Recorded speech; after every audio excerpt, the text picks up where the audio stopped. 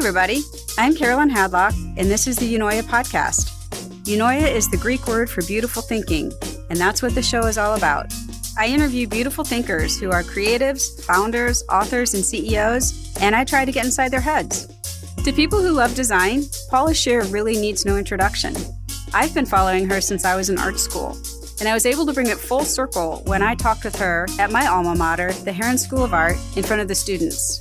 You'll hear their questions along the way. We talked about everything from fighting your inner and outer critics to doing your best work in mundane moments.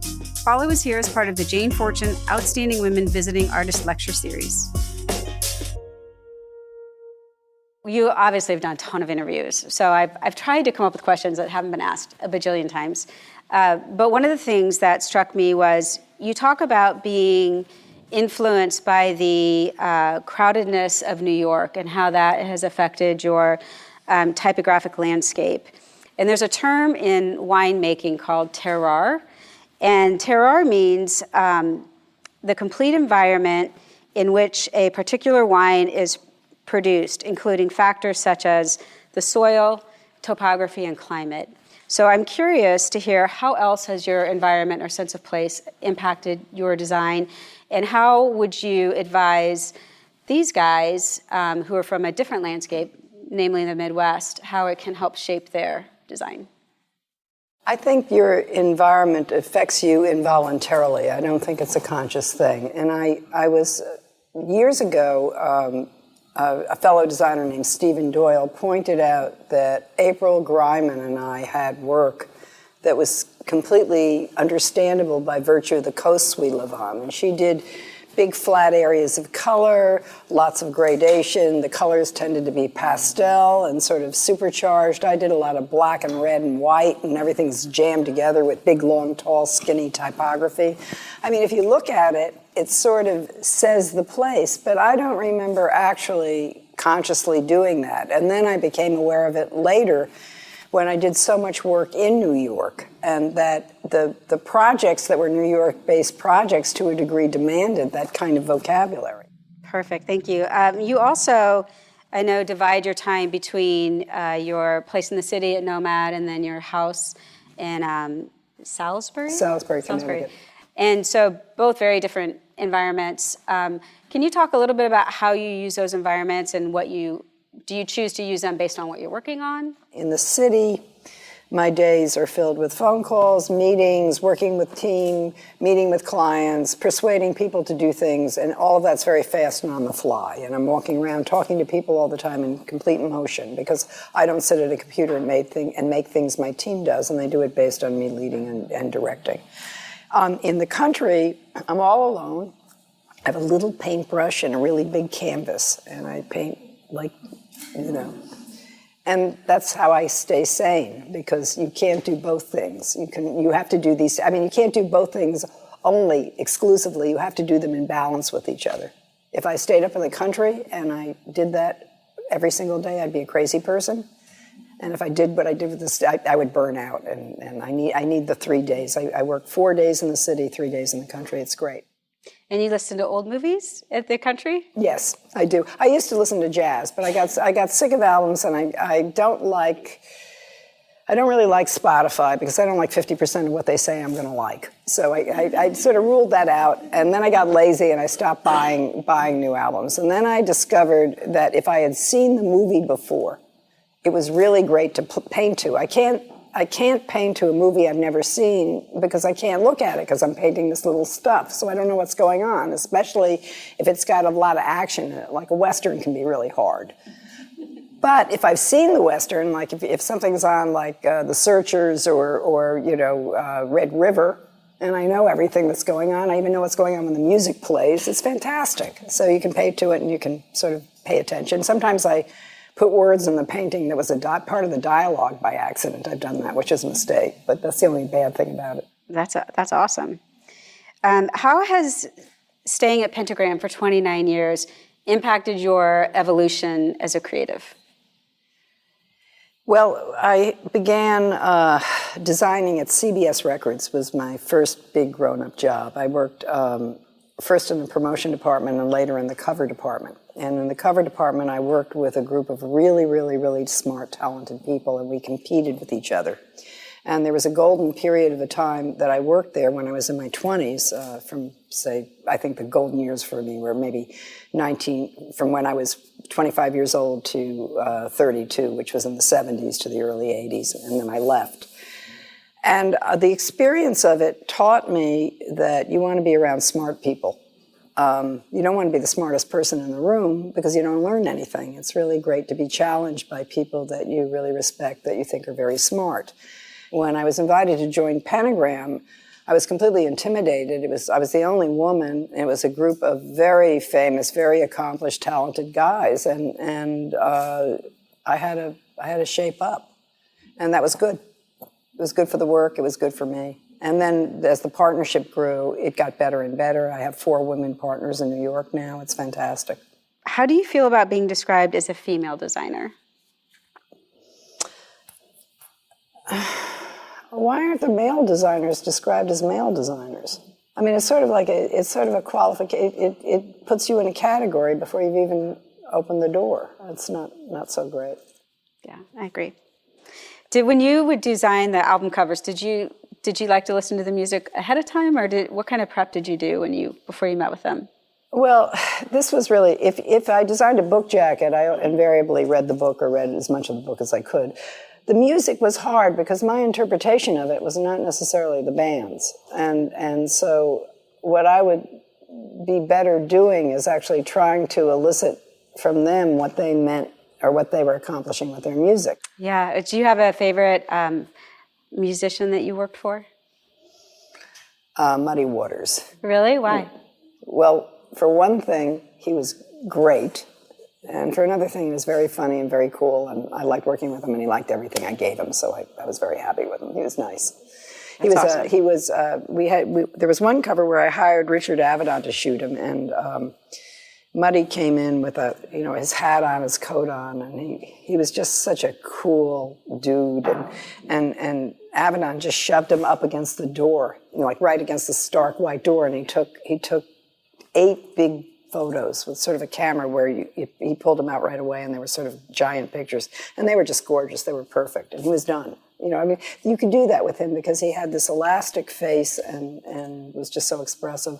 Okay, you've talked about accidentally hitting a zeitgeist with the Boston album cover. Design with Star Wars following just a year later. So knowing that you didn't like it then and knowing that you don't like it now, do you still consider it a success? I don't know what to think about that thing. I mean, so you make things and they go out into the universe, and that you don't have really any control about how people perceive them sometimes. And, I made hundreds of record covers, and there were some that were terrific, some that were terrible, and some that were just for pop stars and were successful. So that, you make these value judgments about things, usually where the art and the product come together. And that creates the total impression of it. But Boston, I think there was 16-year-old boys seemed to like this the stupid spaceship.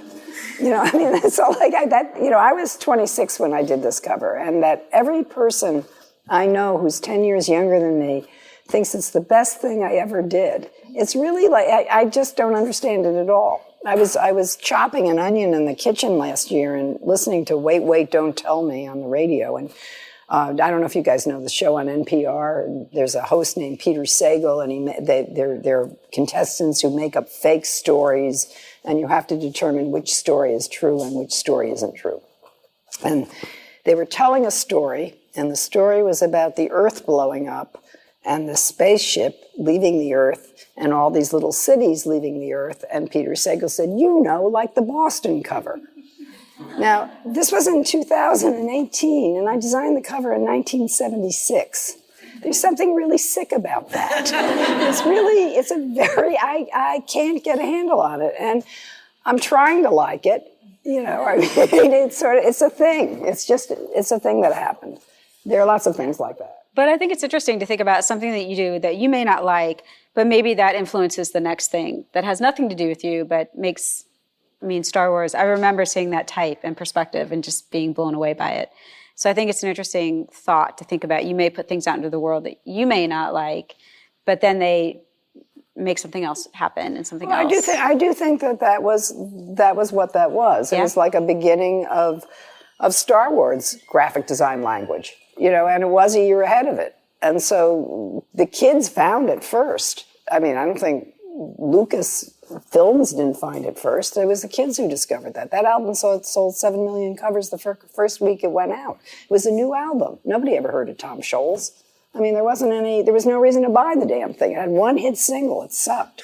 I mean, really, I was in the business. And then it turned into Star Wars, and then it went on forever. Yeah. Early on, you had some fairly significant people close to you question your talent. And I'm curious to hear you talk about how adversity shaped you. Which ones? My mother? There was my mother. And your design teacher, your first year, right? Oh, Bob, how did you know that? That's amazing. I did my research. My mother, I told my mother when I was going to move to New York and be a designer. I went to Tyler School of Art in Philadelphia. I told her I was going to do this thing, and she said, "Oh, don't do anything like that. That sounds like it takes talent." True quote. I had a teacher named Bob Stein at Tyler in my freshman year, and you had to take basic design, which they taught in the Bauhaus methodology, which I didn't understand at that moment in time. You were moving a white square or a black square around a white page, or you were making white on white sculptures. And what it seemed to me was that the ultimate goal about it was to be neat. That you were doing this thing and you were going to, you weren't going to get any fingerprints on it. We worked with rubber cement to glue paper down in those days, and it made little curly, little bubbly things that if you were sloppy looked pretty awful. And I wasn't good at it. And it was during the period of time at Tyler where you took everything. You took printmaking, you took metals, you took every form of art to find out what you could do. And based on that course, I would have never been a designer. But I took this course, and he said, "Why are you in art school?" And I said, I want to be an artist. And he said, "Cooking is an art." True quote. Then years later, not so many years later, actually, so I graduated in 3 years, and I was working at CBS Records, I think, maybe 4 years later. So 7 years later, I get a call from Bob Stein. He's teaching at the Institute for the Arts, which replaced a school called PCA in Philadelphia. And he invites me down to his class, and I never could stand this guy, but I went down just out of curiosity, and I thought, how is he going to introduce me? And he stood up in front of the room, and he said, this was a former student of mine, and I can take absolutely no credit at all for her success, which was fantastic. But people will tell you that. Yeah, I think everybody in this room at one point experienced that. Okay, so Carissa, a student, would like to know, what was your most memorable time as a student? Bob Stein. No, I had a fantastic teacher and mentor named Stanislaw Zagorski. He was a Polish illustrator. He had a very thick accent, and I don't know how he did it, but everybody in the class revered him and wanted to please him. And that if he said something was good, your whole year was made. Mostly he said, "Probably you should do over for me better." And then you would argue with him, and he would say, "Do over for me better." And that was it. But he gave me a piece of advice that really helped me and shaped me, and that was that the technology of that particular time was something called press type. And you guys know what press type is? Anybody? Okay, one hand goes up. Actually, it's become faddish in New York. People buy it and do things with it. You could buy a font like Helvetica, and it was on a sort of a piece of glassine of sorts and plastic, and you would rub down the letter form, and it would come out over an illustration or something you had made, or you'd be making a book jacket, and you would select the type, and there were very few fonts available. I mean, you would go to the store, and whatever they had, you'd use, and there were people in my class who were very neat and had very good neatness skills, and they would sort of line everything up beautifully, and the Helvetica looked very pretty in the corner, and then they would have some little very restrained drawing, and I would make some whacked out piece of artwork and then put the Helvetica on, and it would bubble and crackle and break and look like holy hell. And Mr. Zagorski knew I could not operate this press type. And he said to me, why don't you illustrate with type? Meaning, why don't you integrate illustration into the drawing you're making or whatever it's making? And that was the beginning of me beginning to see that type had spirit, that you could actually begin to modify type or move type or extend type or redraw it in such a way that it became illustrative. And I've been doing it ever since. So conventional wisdom says that we get better with experience, which would mean that doubts and insecurity only happen early in our career. But you had told a story, and I'd like to hear what the scene was, when a client asked you about something, and you said, some days I'm not as talented as other days. Can you tell us that story? Yeah, I used to work for a publisher, Simon & Schuster, and they had an art director who was there a million years, this really cranky, crabby man named Frank Metz, who I worked with a lot in the 80s. And he was a bit of a pompous person, and he would give me lectures. Like I would send a jacket to him, and he'd say, Paula, now, when I send you a project, I really expect that you're going to give me your best. And I have to say this recent piece of work is not up to your usual standards, and I, for one, am disappointed.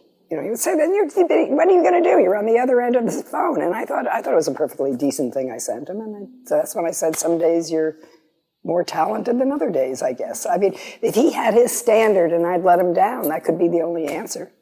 Do you still have those days? I think that I do things that are pretty awful.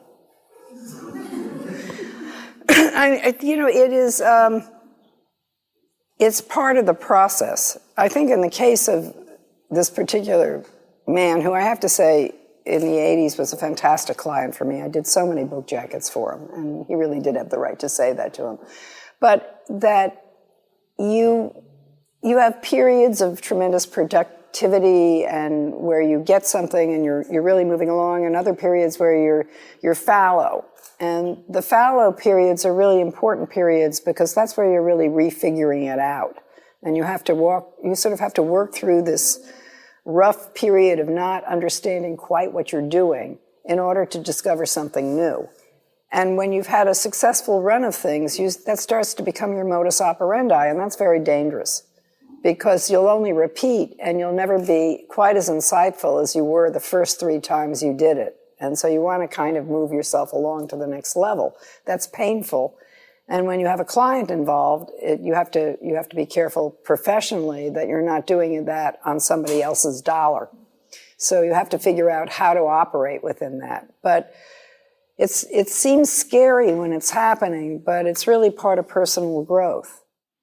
Savannah would like to know, what question have you never been asked that would say a lot about you?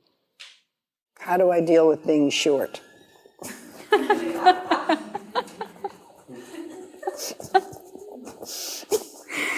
Okay.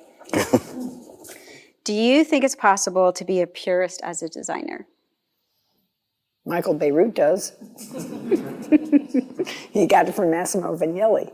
Massimo thought people were terrific or terrible. And he hated my typography. I mean, years ago, he just hated the things I did that were considered postmodernism. And right before he died, we were friends. I ran into him on the street, and he was with some clients, and he said, "Do you know Paula Scher? Terrific designer, terrific. Used to be terrible."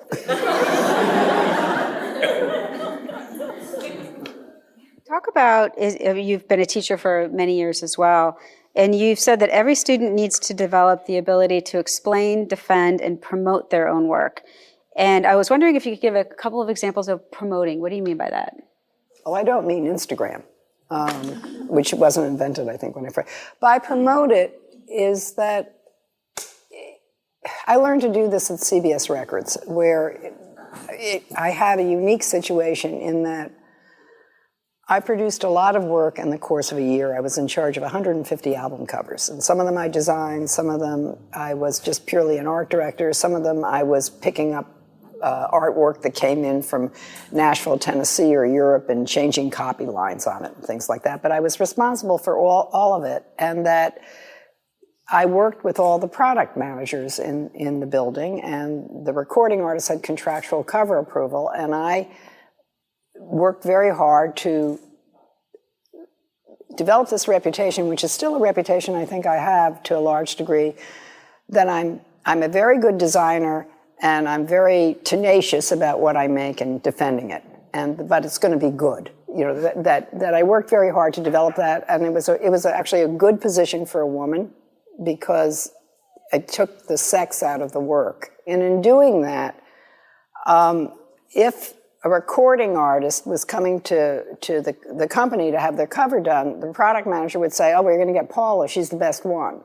You know, and that came from promoting the work. It was like sort of saying, "I'm about this. This is a standard. We win a lot of awards in this department, et cetera, et cetera." I think that you have to do that because most people don't know what they're looking at, and they want to be led. And you have to teach them how to see, but they have to believe you. Okay, Caitlin, another student would like to know, how do you create during a time of grief? Well, it depends upon how upset I am. I mean, I'm serious. There are times where it's very helpful, you know, that you can, you know, if you're something is going terribly in your life or you're mourning something, sometimes you can retreat into your work, and it can be incredibly helpful. Sometimes you're too upset to work. You know, it's different for everybody, but I don't think that grief means that you can't produce. A lot of people produce out of sadness.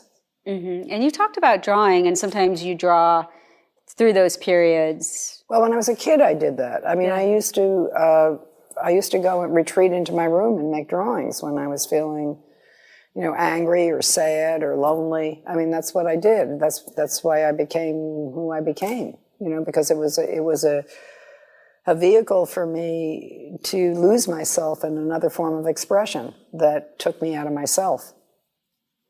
Talk about the year 1993. That was a pivotal year for you. Yeah.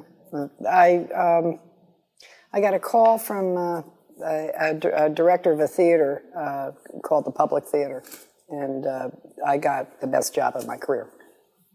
And still have it. I still have it to this day. It's actually 26 years this year I've been there. Creative director and designer. I've redesigned their logo 3 times. I've changed the way they do their posters all the time. I go around and mess with the theater. I have a complete art department down there, separate from my art department at Pentagram. Didn't you go back and change the logo 3 times without anybody knowing? Nobody knows. Yeah. You talked about the power of free association and how you do some of your best work in the mundane moments. Is that something that do you build that into your process, or do you just take advantage of it when it happens, those mundane times? Well, I think it's more that I had I had analyzed how I got ideas. I was trying to figure out why sometimes I feel more productive and I can do things very quickly, and other times I'm really struggling with it. And I find that the worst thing for me is thinking about it too much, that I'm intuitive and that my first idea is likely to be my best, because I usually come to it at some point where I'm thinking about something else. I use taxi cabs as an analogy because I take a lot of them in New York City and I'm generally bored in them. So I'm looking out the window and I'm thinking about something else, and suddenly I get an idea or figure out how I'm going to solve something. And then by the time I get to the office, I know how to do it. On the other hand, if somebody puts a brief in front of me and says, solve this, there's no way I could do that. You know, that you have to get space from it, and you have to let other things that are disrelated to the problem that you have to solve inform it, and you have to allow your subconscious to work to enable yourself to make those analogies, or you'll never make it. Sometimes I do things instinctively because they're the easiest thing to do. Like the Highline logo was a free job, and I didn't want to spend any time on it. Not only did I not know where the Highline was, I never thought it would get built. You know, I thought that the 2 people who came to see me were sort of crazy people, and they wanted me to do a free job, and one of them was a potential client because he was a marketing director of a place called Watch World, and he'd come to see me about designing things for Watch World, and we wrote a proposal. So when he came back with this stupid park, you know, I thought, I don't want to do, you know, all right, how am I going to get out of this? Let's see, it's a railroad track, it's an H. All right.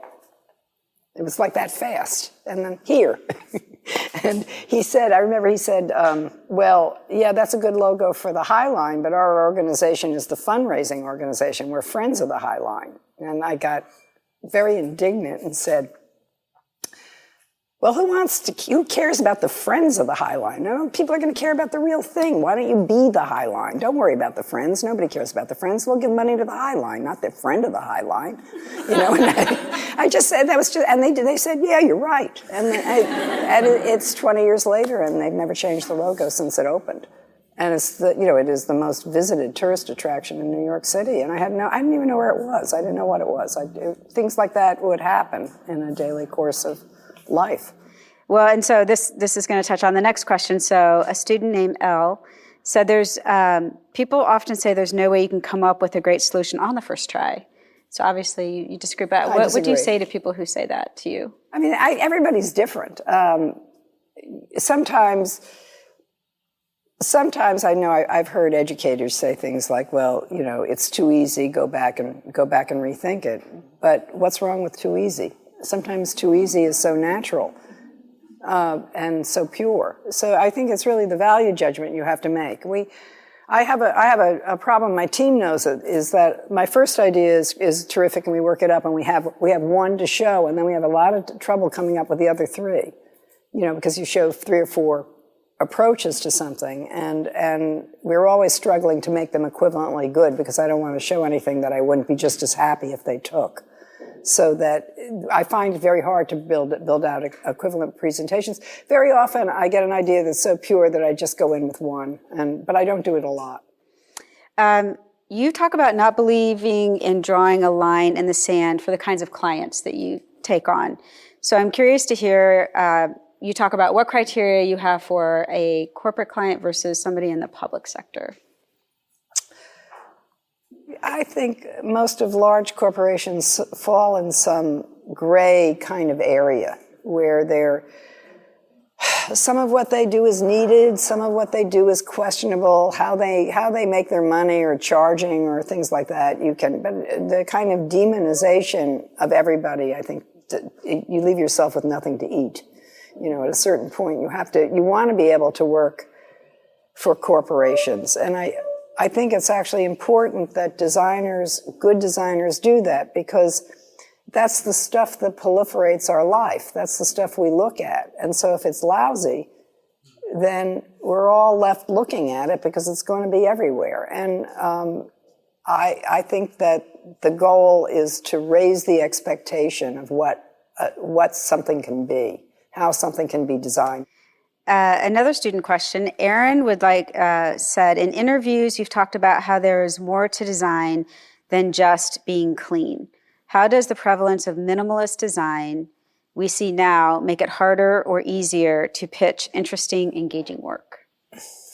It's a big world, and I think that there are projects that require more aggressive approaches and projects that need to be restrained, and that the designer has to make that value judgment based at what they're viewing and what the client's needs are, and what kind of universe that client lives in. I mean, what we do is we look at, if I'm doing work for a particular corporation, I'll get all their competition and look at what that landscape looks like and work very hard to differentiate it. But the trick of doing that is you can't move them too far because they'll be scared. It's sort of like you don't want to go to a party where everybody's wearing black and be the only one in the red dress. So what you can do is get them to wear a red belt, and that's sort of moving the needle. It seems like very little, but it's actually quite a lot because it's a differential. Do you know that moment when you've sold something and then you just need to back away and get out? Because sometimes you'll see young designers continue on. Because that's the meeting. The meeting. Yeah. Can you talk about that? Yeah. I made a diagram of a meeting. This is true in almost every situation, and not just in design. If you have a meeting where you're really essentially making a presentation and trying to develop enthusiasm around that presentation, like you might be doing with a piece of design, and everybody's waiting to see it, and they're gathered around a table, and you walk in the door, and you begin presenting it, their level of expectation and excitement about it is going to go up in relationship to how you're presenting it. And they're going to become very enthusiastic about it, and you're going to hit some incredibly high point with it. And at that moment, one person, it's usually somebody who missed the first meeting, was late, or didn't want to hire you in the first place, starts to rebut your presentation, and they take it down, and they take it down, and the presentation, the sort of the feeling about the presentation goes way, way down, just about where you were when you came back in the door. Then you answer that rebuttal, and you build it up maybe a little bit more than halfway. And you've sort of persuaded them around the room, and they're nodding, end the meeting there. That's where the meeting has to stop, because the rebuttal will continue, and it'll go down even lower, and you're going to lose the whole thing. But there's a moment where you cut and get out of the room. And it's important to know, because you can pretty much, if you haven't experienced this yet, you will. So just remember this: time to end the meeting, time to stop the discussion. The discussion's only going to go downhill, get out of the door. It may come back later where they've thought about it, and they come back and they give you the same bad result that you didn't want to happen then, but at least if you stopped it, it hasn't gone all that way to disaster, and you need to leave the room. You talk about how there isn't right or wrong, there's only better or worse. How does this thinking work in the current age of data? Are you talking about sort of crowdsourcing? Well, so when clients will say, well, we have data that says this. So they're in the right or wrong. Yeah. Yeah, that's a real problem. But it exposes itself. There was a woman I saw give an AI presentation from Columbia, and she was talking about how designers can really develop their own data, and they can, for example, she used an example of if you had to design something for Starbucks and you wanted to do a campaign on breakfast. And she says she would find out from her data that most people like the color yellow, and then you could turn the Starbucks logo yellow and you would have solved the problem. And I was sitting behind her while she was making the speech, and I just said, why in hell would anybody want to do that? I mean, it's so terrible and hackneyed and such a bad idea. Yet I bet if you took the data, that would be proven to be a good idea because they crowdsourced it. Yeah, people like yellow, they would like to see that. That's not what you're designing for. You're not designing for this year, you're designing for next year. The data's no good because the data only tells you what's going on now. You can't be a good designer operating that way. You'll be held back. It's very important to understand that. You gotta fight it because it's stupid and it doesn't work, and it never worked. It's not new, really. It's just a better piece of it. It's a better piece of equipment. Yeah. Hannah would like to know, what suggestions do you have for a young designer who is unsure of what direction they want to go into their career? Yeah, well, I thought I wanted to be an illustrator, and I got out of school and found out I wasn't as good as the other illustrators. So then I didn't want to do that. And then I really hadn't mastered typography yet. So I did what somebody who wasn't good at illustration and not good at typography did. I became an art director. That you find a part that you can do, and that from that part you develop. And it doesn't matter if you bounce around in your 20s. I have a chart that's sort of a surreal staircase that I do sometimes in lectures that talks about where you are at various stages of your career in life, and that in your 20s, you make lots of growth because you don't really know all that much. I mean, you learned a certain amount in school, and then you come out and you're in the working world, and that whole world functions very differently from school. You're not judged by the same standards, and clients don't behave anything like teachers. So that you'll find that you suddenly have to readjust how you think and how you operate. And within this period of, say, 10 years, you're really learning how this thing works. And that, I would say, by 30, you kind of figured it out. And you shouldn't worry about it too much in your 20s. I think the thing that is most important for a young designer who wants to work and wants to learn is not to take a job for the money, take a job for what the place produces. Look at what they make there, because that's what you're going to be making. If you think that you're going to come in and make something so much better than what they're making, there's probably a reason if you don't like the work, it looks like that. That's what you always find. And so if you don't think the work is good, don't work there. In your 20s, it's the time to get the experience, do the work, learn how to do it, trade it in later. Well, that is all I have. Thank you so much. Thank you. And thank you guys for great questions.